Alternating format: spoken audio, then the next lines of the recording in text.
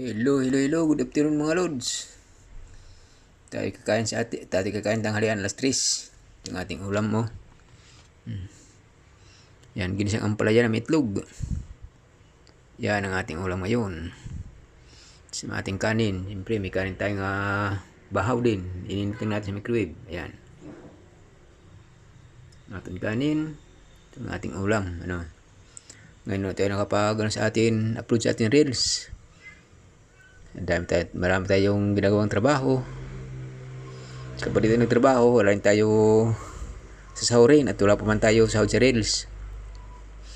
Ayun, hindi ko alam kung kailan makakasahod to kasi malit pa yung aking views. Kaya tutok muna sa ating trabaho. At dati pa tayo naka-problema sa ating sa ating kidney. Yung August. Kaya di tayo nakapag-upload.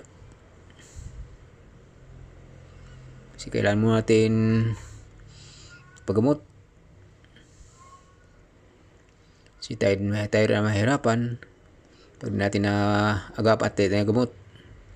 Kaya isa pa yun sa dahilan kaya di tayo nakapag sa ating upload sa reels. Kaya wala tayo upload sa ating reels. Ngayon lang uli, September na. Medyo matagal-tagal magas. Pasensya na aking mga follower, non-follower at sa aking mga aking mga kaibigan sa reels.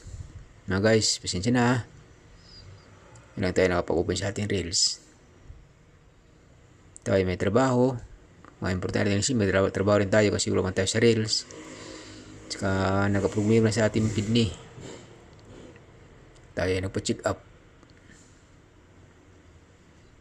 At medyo masakit sa tiyan.